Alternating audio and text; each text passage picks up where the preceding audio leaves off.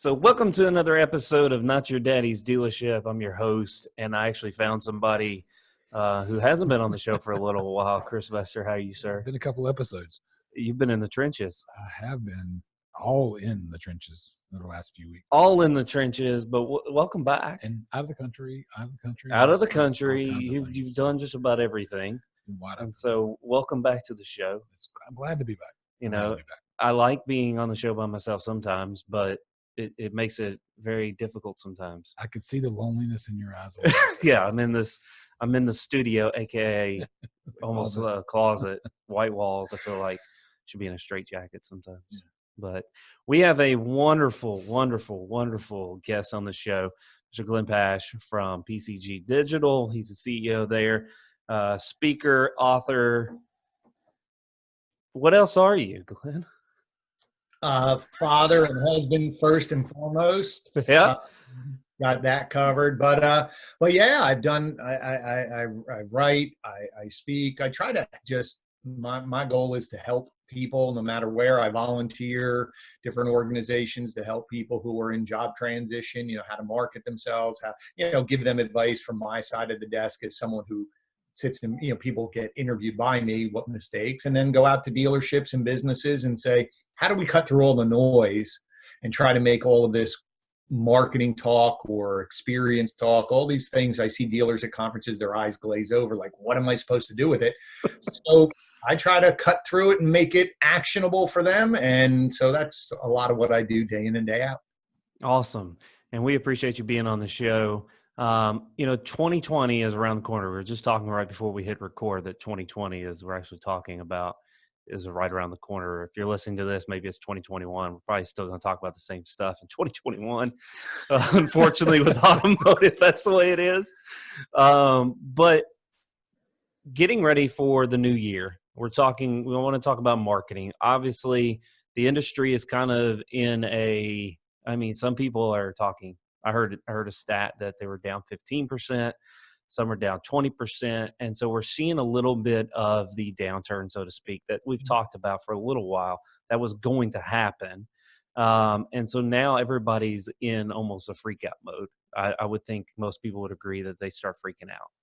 And so going into 2020, when we're talking about marketing, we're talking about experience for the consumer and for everybody inside the dealership. What are some of the things that you see that we're failing at as a dealer, and where we can improve? What are some things right now that you think we're in December, I should be thinking about the next year? What are some of the things I should be thinking about for 2020? Well, great question. So again, first, thanks for having me on. This is I love what you guys are doing. And so getting on it, it's always fun to have a great conversation with people who care and want to help. So that's always fun. And it's funny you say, we're talking about the same thing. Facebook always pops up these, memories. And there was a video from 2011 when I was speaking at a non-automotive conference talking about how do we handle digital customers? How do we communicate through chat and text and email and video, and literally talking about I said, my God, we're still talking about the same thing. 8 years later, I literally could just, white out the date and just everyone would go, oh, that's great, except, not as gray, but it happens. So the things for 2020, I think this year, I was at the Digital Dealer Conference. I was speaking, and as I was walking around the event floor, the expo hall, a couple of dealers who I know who are quite, advanced, they were just walking around going, Glenn, there's nothing new in digital marketing anymore. And I said, well, what do you mean? He goes, there is no more little widget or, we're going to do paid search before everyone else, or we're going to do social media before everyone else. And he goes, there's nothing new. He goes, really what we have to get better at now is putting it all together and executing. So I think for 2020, it's almost as if we're going backwards a little bit and just saying now digital marketing is just whatever you want to throw under that umbrella is just part of your marketing. It is no more, well, I'll get rid of this and just do this. It's now I have to do everything. I have to use cable and OTT to get to those consumers, and I have to use social media advertising. And It's now, how do I put it all together? So I think it is now more, Troy Spring, Tracy Myers, and I wrote a book a few years ago called The Power of Connected Marketing. I think it's super relevant today because it's, how do I connect all that? Then when they interact with my website, are they getting an easy experience to find what they want? And then when they get in the store, is it, again, easier? Are we picking up where I left off online? Give that good experience. So I think it's really an auditing of everything we're doing, because everything could be relevant in terms of marketing. I think really where the big win's going to be is in the store and differentiating yourself online of why they should do business with you. Like, back to the basics. Yeah, I think it's the biggest thing is that, we got fancy real quick. I remember 2017. It was 2017 that they said digital retailing was going to become 30% of the business by 2020. By 2020, and here we are. We're a month away, less than a month away from 2020, and a long way from and a long way from 30%. And so a lot of dealers, I think, kind of, they got sold somewhat the Kool-Aid. I don't think that digital retailing is a bad thing by any stretch of imagination. I think it's an amazing thing for the consumer, but it's still not even close to being right. From the OEMs not being able to pull the absolutely correct rebates to making that penny perfect payment, it doesn't exist for the most part. And Right. so, for most dealers, it is getting back to the basics. It is kind of holding in what they're actually spending money on and going, okay, now we actually have to use this stuff. Exactly. And I think digital retailing, because my brother and I have been working on a project with a manufacturer this year to help them implement it. And I think it was bigger than anybody thought. We came into it saying it's complex. And I think everybody from the dealers and even manufacturer and even the people who were, providing the technology thought it was just like it used to be. Throw it on your website, it'll work, and off we go. Versus, it is, the technology's great, but now you have to really do a lot of mapping analytics to see what's really working. You have to do marketing about this new process to your consumers to say, hey, here's what's in it for you. And then more importantly, and this is the big piece, is what happens in the store. When you're going to give these folks the opportunity to self-select, or at least tell you, hey, I want to lease this for 36 months and I'm figuring out a payment, and here's my trade-in, and here's some incentives I'm interested in, and my taxes, and maybe you offer some F&I product. Well, the problem is, if I come into the store and you don't pick up where I left off, well, now I'm frustrated of why. And so there is that battle. So I still don't think it's ready.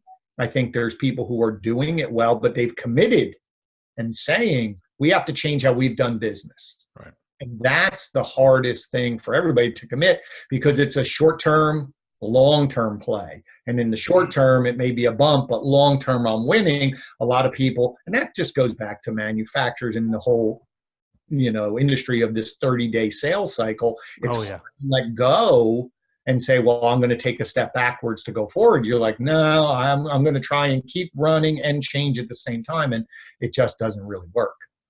Yeah, I think that word commitment that you used, they're committed to that. Yeah. I think as the dealer body as a whole, right? The ones that I've met, commitment to them, anything more than 7 days freaks them out. It's right. being committed to anything, whether it's a process or a way of training or a way of doing business. The idea of commitment is anything that's not what we did yesterday scares them to death, because it's the great unknown. Dealers are resilient. I think we're a very resilient breed, but we almost have to be, manhandled into making that change. Yeah, I agree. I think either it comes from the top down, where you're either, and you don't want to force it down, because it's a very, I had this discussion with a manufacturer, some dealers at our conference, a month ago, about this concept. When you hear the word franchise, it's a franchise model. it's sort of a hybrid franchise model, in my opinion, because McDonald's is a franchise model, meaning you as an owner, you as a manager have to follow their rules. You can't just go in and say, I'm the new general manager, no pickles on anything and no ketchup, right? And we're out. Maybe, no, you got to follow our plan, where a lot of times you as an owner have a say of how you're doing things within reason. But there are people, it is a very, to your point, it's a very personality driven business. And so when I come in and I have new ideas, well, I'm going to change some things, good or bad, or it's, this is the way we've always done this and we've been successful, so changing it, I'm not going to change unless you guarantee. And as you know, there's no guarantees in any of this, especially you're saying, hey, think of where you're going to be in a year. You might as well say, tell me what you're going to be in the next decade, because it doesn't, to your point is, it's hard to see past 2 weeks. It's hard to see past 30 days because all of your measurements, your bonuses, your stair step program, everything is done on that 30-day cycle. So you have to be committed to be able to say, hey, if I take a step back for 2 months, but 6 months from now, I'm going to be doing 40, 50% more than what I'm doing. That's that, like you said, that the commitment word, it takes a strong person to go, oh, I'll go backwards to go forward. Right. Versus, nope, I got to go now.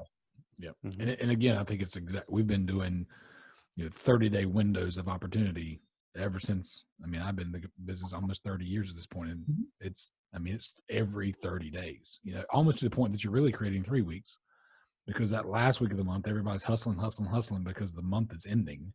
And then everybody comes into the next month beat to death. So you have 3 or 4 days of recovery time, and then right back to creating this 3. And and manufacturers the same way.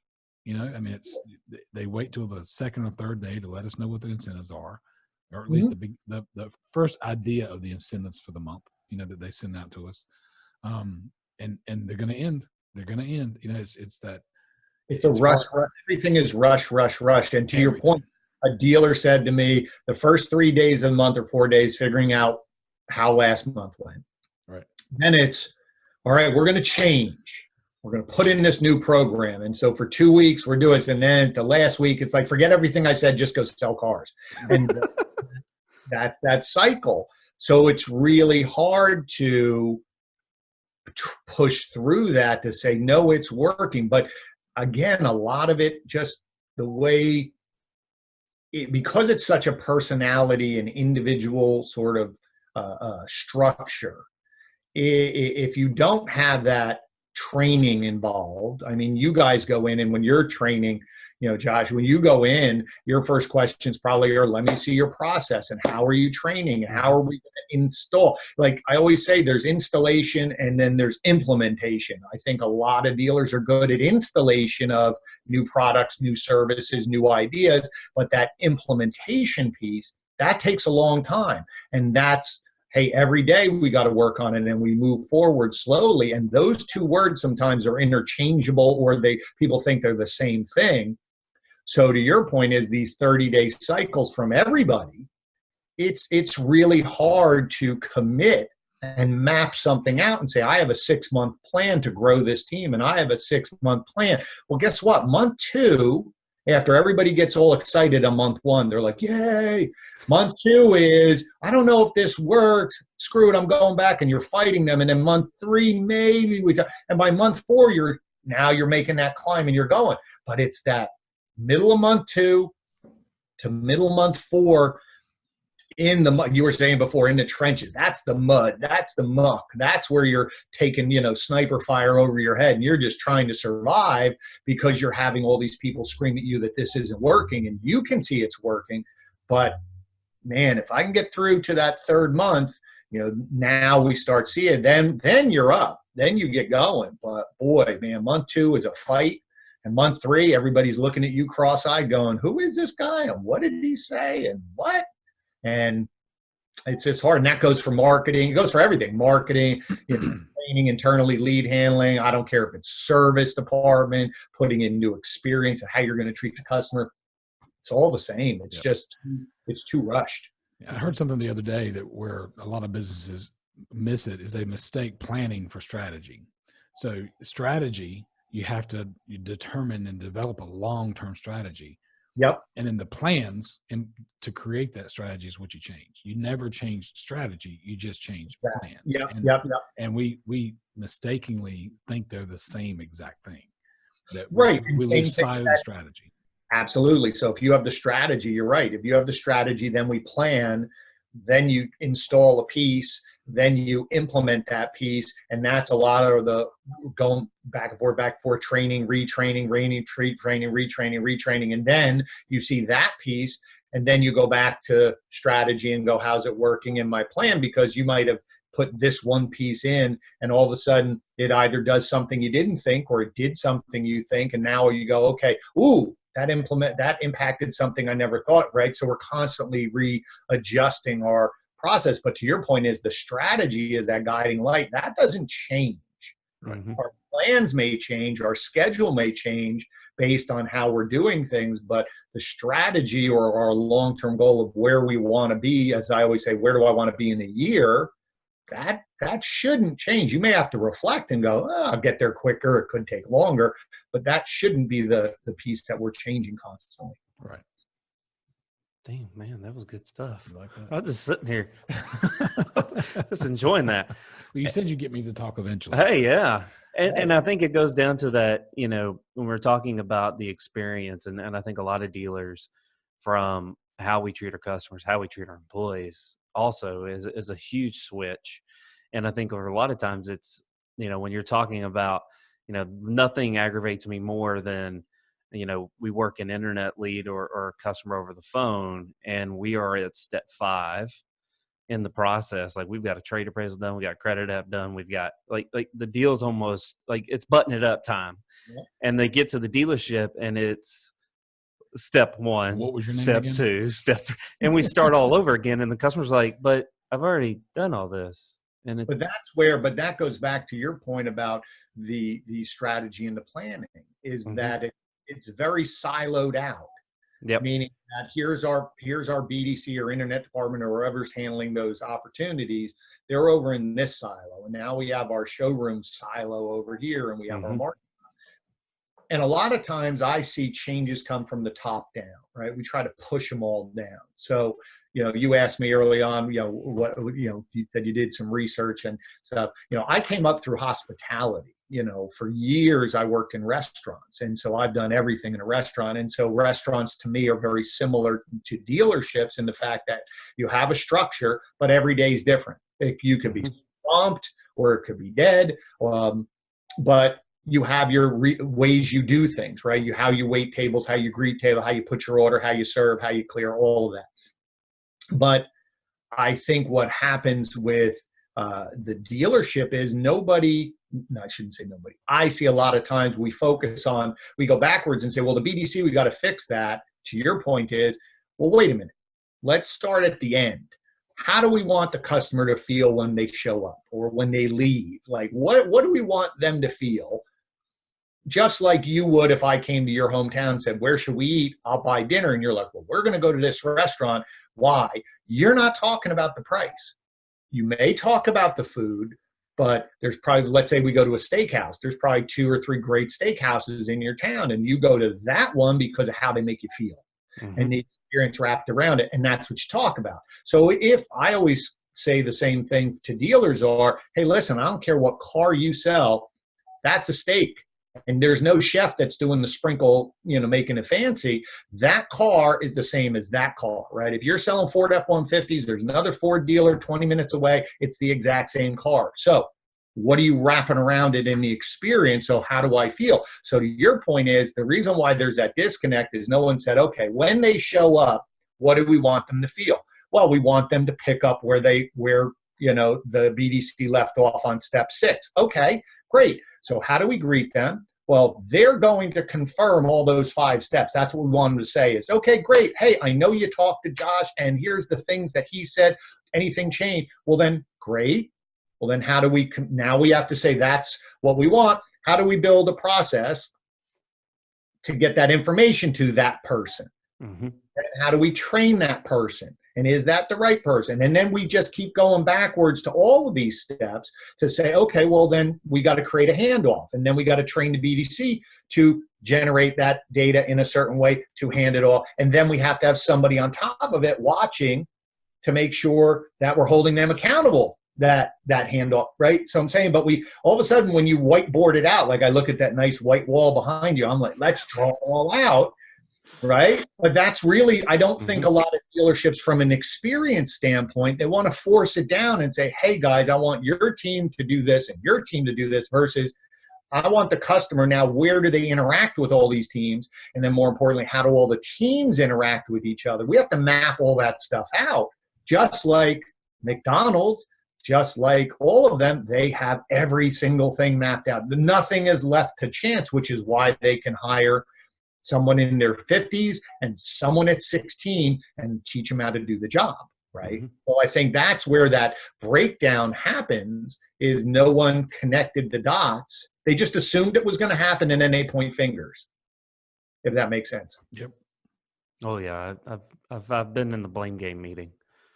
You didn't do this. Well, you didn't do this, and I've been in that meeting several times, and it's just it's one of those things where you have to map it out. It's funny you say like whiteboard, because that's how I do all my process. And a lot of people think I'm insane when I write all this stuff on the board, but I was like, no, it's like it's important for me to understand how the consumer and how I want the consumer to feel throughout the process.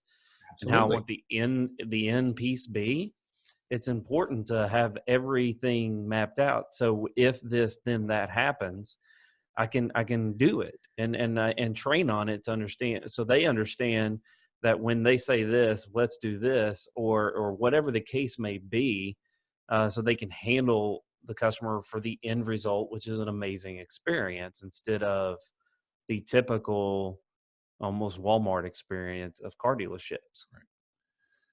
Well, what happens is, and to your point is, I think a lot of times when I go in and talk to dealerships is I try to connect to what they do as shoppers themselves, right? So I usually ask them, do you go to Starbucks or do you go to fast food? Go to wherever you are, pick any.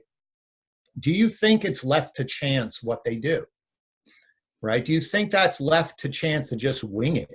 And they'll go, well, no, because I want it exactly this way. And I'm going, well, they built the expectation.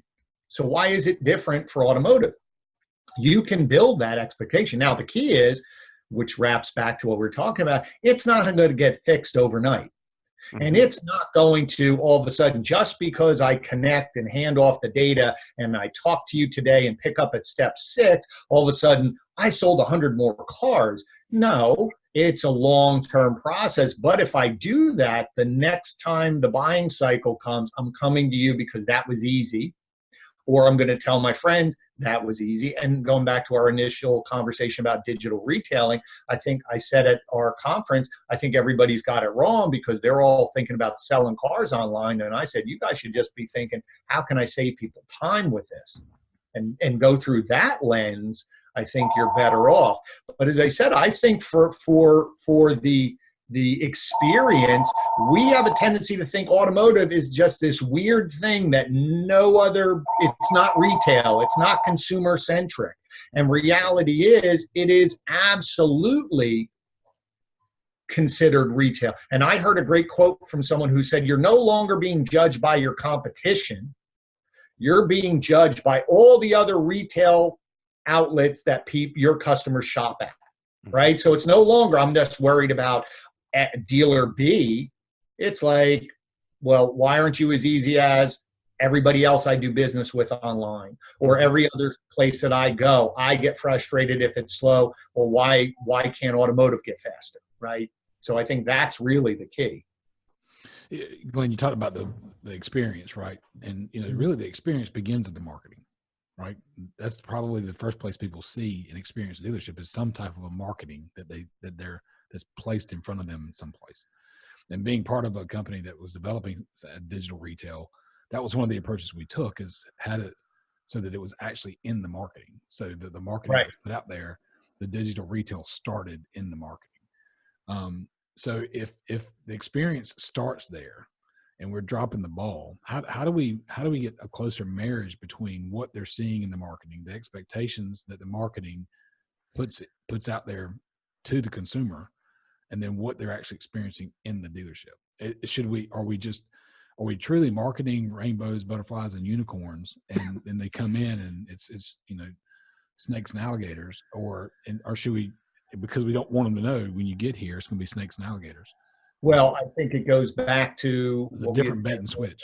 See, I don't know if I agree that it starts in the marketing. I agree that that's where they're going to interact with you first, but I think it is an I think it starts with, going back to what I said, I think it starts in the store. What can I really deliver in the store, right? Forget the tools, forget the website, right?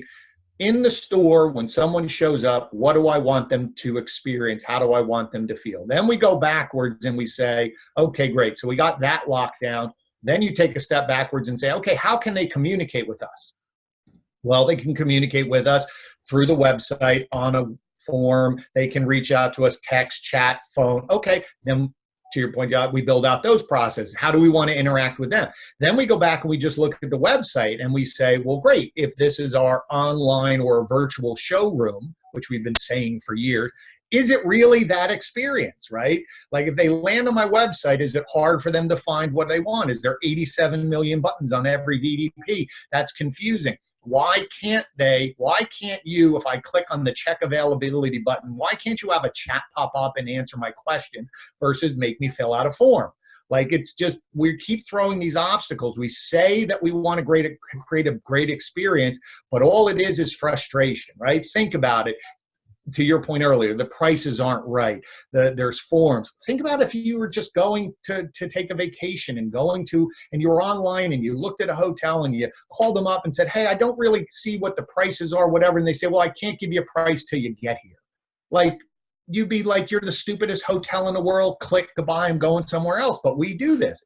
So going backwards, then the website we have to look at and say, is this a great experience? Are we continuing? If our job is to make it easy and simple, go all the way back. Then we go back further to your point is, well, now how do we market who we are, brand?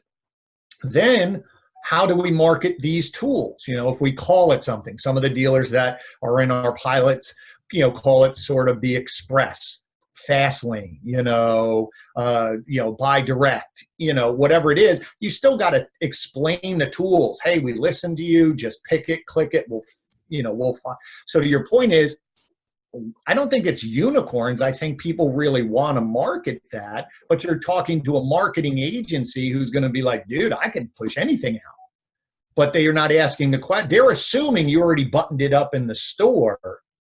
So I can market anything. And when they come to your website, if it's a cluster or the tool's confusing, or you keep throwing what I call form gate, no matter where, I can't give you the info until you give me your name, right? People are like, okay, enough of that. Or when I get to the store and I did step 5 and I'm on step 1, right? So it's everything.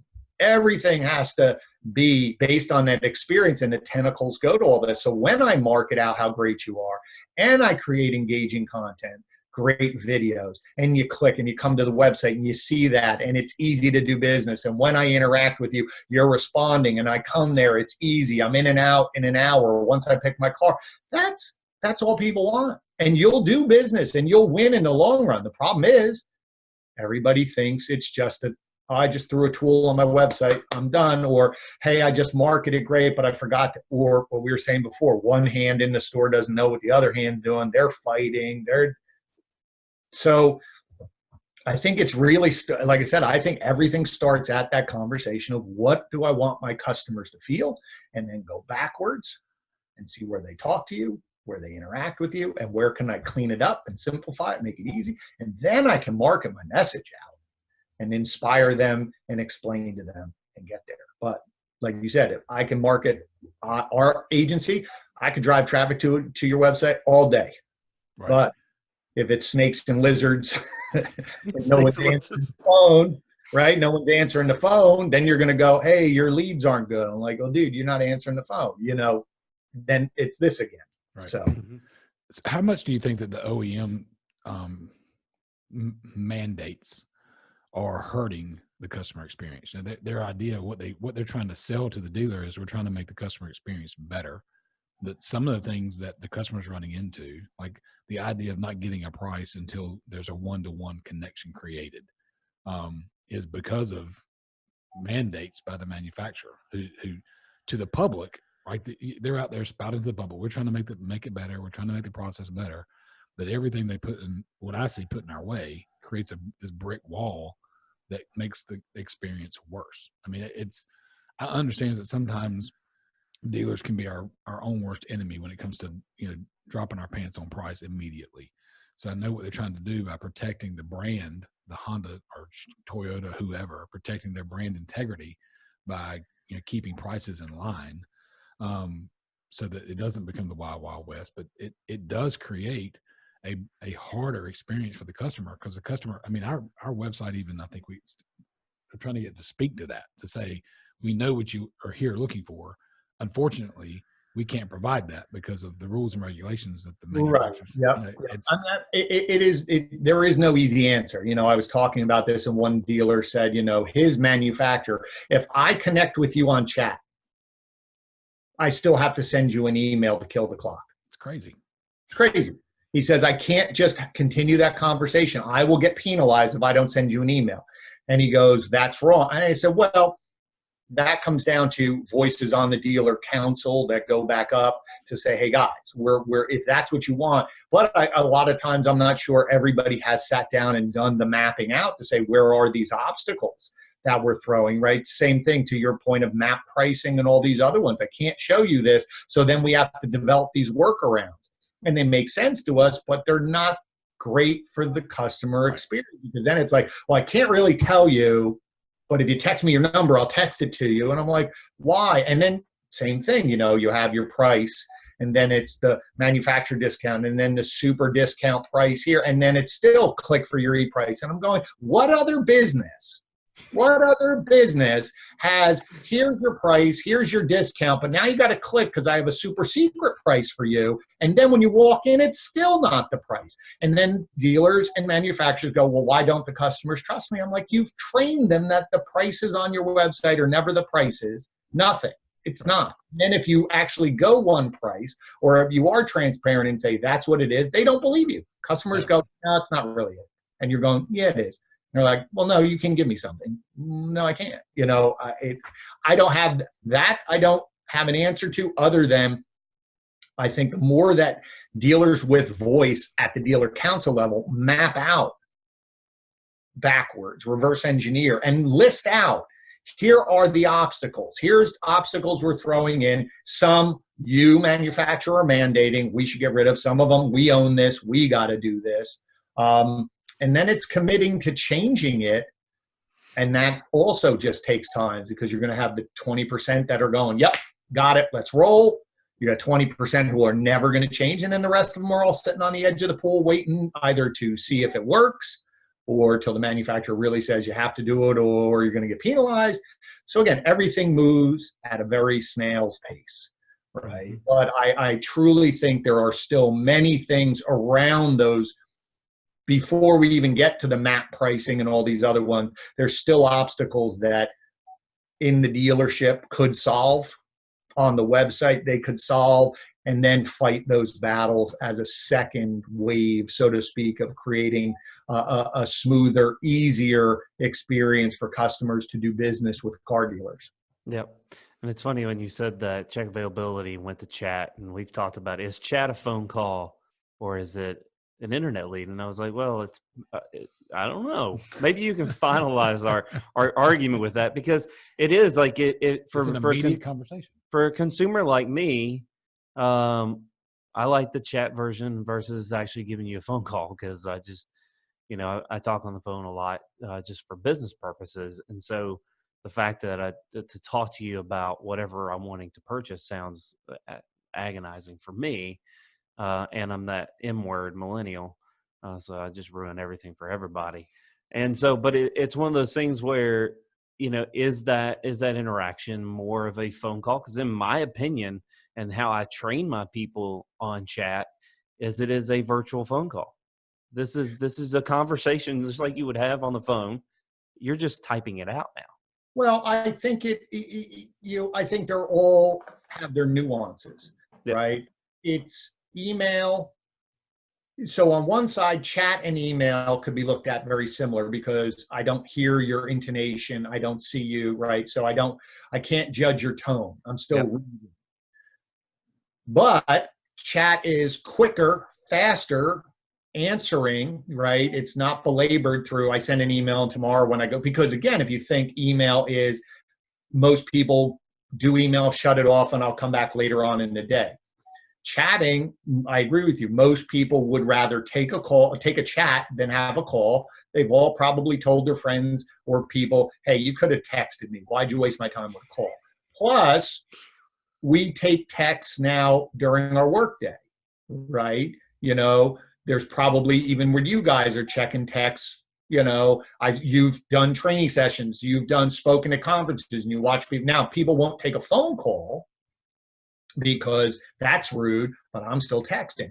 So I wouldn't say it's a phone call, because phone call, I can hear you. I wouldn't say it's email. It's just another form of communication. I always just put it through the filter of saying, answer their questions as if they were standing in front of you, right? That's my frustration, even with emails and any of their processes in the first few days, besides the fact that most of them don't have a process, or the process is just baked from the CRM did it, or some trainer or they don't follow it. There's just really no engaging questions, right? But I always say, if they were standing in front of you, what would you say? Oh, I'm not allowed to say that. Well, why? You see what I'm saying? So I think that's a bigger issue. But to your point is, I'd rather chat. If I got somebody chatting, let's go. Now, you may get to a point where I can't send you, or the VDPs don't open as well. And you might say, hey, by the way, I'm sending you this, but I sent you an email so you can open it up on desktop to look at it.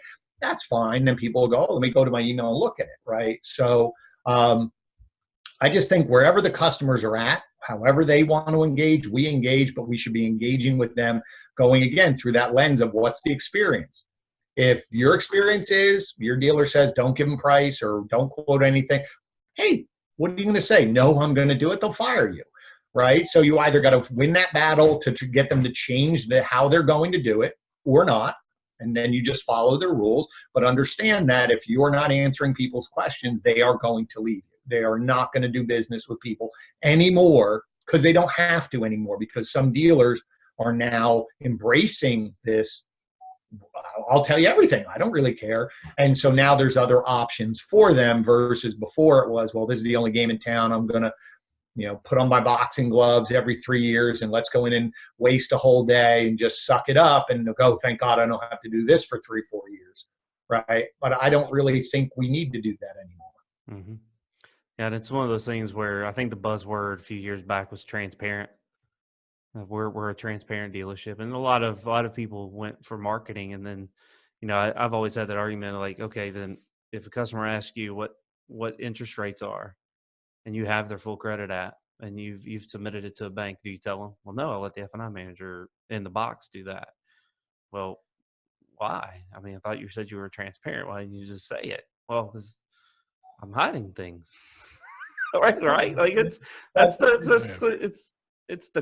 the Wizard of Oz behind the curtain. That's the guy who has all the information, but he's not coming out to talk to you.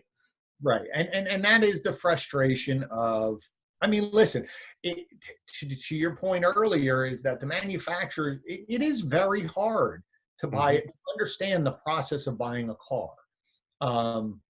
I think the whole love with Tesla, in my opinion, forget the technology, was the fact they have 3 vehicles and that's what you want. And well, I don't want to pay that price. Well, then it's that. Yeah, but I want that technology. Well, then you got to pay that, right? There's no, I mean, you've all seen it. Go on websites and you see 4 black Honda Accords. They all look the same, and there's 4 different prices. And you're going, what? And even if you're looking at the window sticker, you're like, I don't understand how they got to this price. And it's confusing, let alone when I come in and it's like, well, end of the month, I'll give you a better price. Or, hey, you're a teacher, you're this, your credit score. I mean, it's so complex that it's where dealers feel they still have some sense of control in the transaction, where now we have websites and prices are there and we got to do this and we got to give them all this stuff. Hold on. That's why F&I is still like,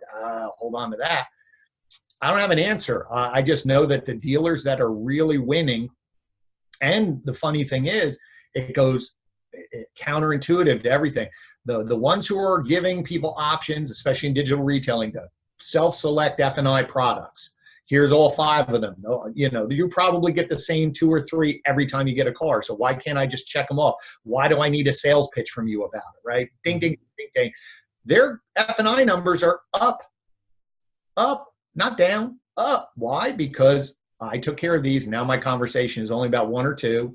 It's about why don't you want it? You looked at it versus let me hit you, because everything else took forever. And by the time you get into F&I, all you want to do is get the hell out of there. Mm-hmm. But if I streamline everything else and you self-selected and I pick up on step 6 and here's the car, give me your keys, they'll do the trade-in while we're driving. That's done. Credit app's done. Let's go. You already selected these 3. You're out in 45 minutes. You're like, great.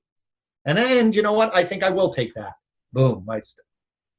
But it's still, it goes back to what we said the very first. It's a commitment to change your culture of how you do business. And that's very hard when you are successful. I mean, if dealers all of a sudden fell off the face of the earth and their productivity or their sales volume went in the toilet, meaning they're down, 60%, and there's these other dealers out here who are doing it and they're 160%, then someone's going to go, but because still it takes so long to change, everyone's going, well, they're not really that good. Well, I can blame this on that, and I can blame this. And customers really haven't gotten to really fully embrace the difference fully, because Carvana, everybody points to, go read some of their negative reviews. It's not a great experience, or I settle for a car I didn't really 100% love, but it saved me time, right? I always tell dealers, forget Carvana, go look at CarMax, go watch their marketing. All they market is the experience, how easy it is and how great it is, and look how many cars they sell. But they have problems. Everybody does. But if you're going to if you're not focused in 2020 on how I can save customers time, how I can make it easier for customers to find what they want, interact with my team, close down what they want, get them in and out, and have a great experience. If you don't do that, come 2021 or 2022, you are going to lose business, because now all of a sudden there's going to be other options in your market of dealers that make it easy. And people, I still think a lot of them could care less what they drive. I just want an easy one, right? Easy experience, fast. So if I drive a Nissan or a Kia or a Mazda, a Ford, Honda, Toyota, they all look the same to me. Who's going to make it easy and get me in and out?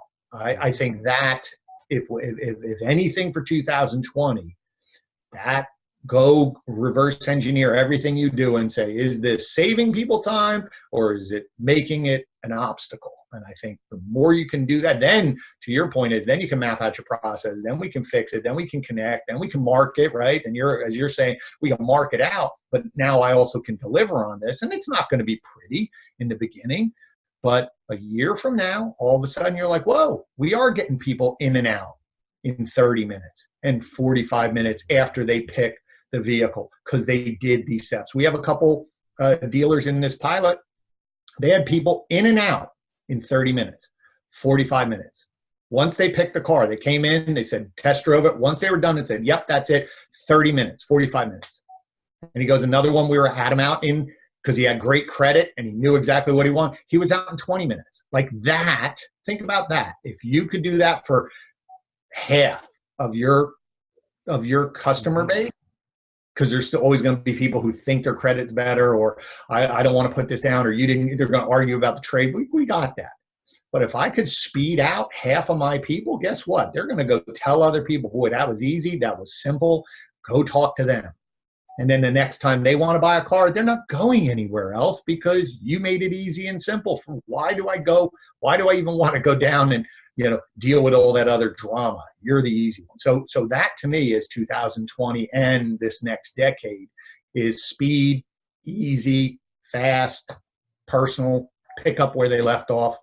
I think that's really what's going to happen. Yeah, and you're like a master of wrapping it all up. That was amazing. That was amazing. And so I want to thank everyone for listening. I want to thank Glenn for being on the show. I appreciate you and everything that you do in our industry. You are one of the nice guys. Still not the nicest. Sean Kelly is still the nicest person in the automotive space, but you're in that list. Oh, thank you. He's a good one. But I appreciate you being on the show. Let everybody know how to find. Thank you. Let everybody know how to find you, Glenn. Oh, yeah. So you can find our company, PCG Digital, just at pcgdigital.com. We're a full-service online marketing agency specializing in automotive. You can find me on Facebook, Twitter, LinkedIn, just Glenn Pasch. And then, like I said, I wish you nothing but success for your event. I'm going to make sure my calendar works out. Hopefully they don't pull me in somewhere else. I want to come down and be part of it to support you. Any of the people listening, if you are needing some help in terms of how to handle your leads, you need to be at this event, right? Because that's going to help you. The speakers that you've put together, Josh, they're some of my friends and people who I respect. And I think the people who are going to go there are going to get a lot out of it, not just confusion, right? Overwhelmed, like, now what do I do? I think they're going to this and strategies to be able to go back and make an impact right away. So again, continued success. I said to you before, if there's anything I can do, I will promote it for you as well. But anything I can do to help you out, you just let me know. Awesome. Appreciate it, man. Appreciate it. Thank you guys for listening. Thank you. Take care.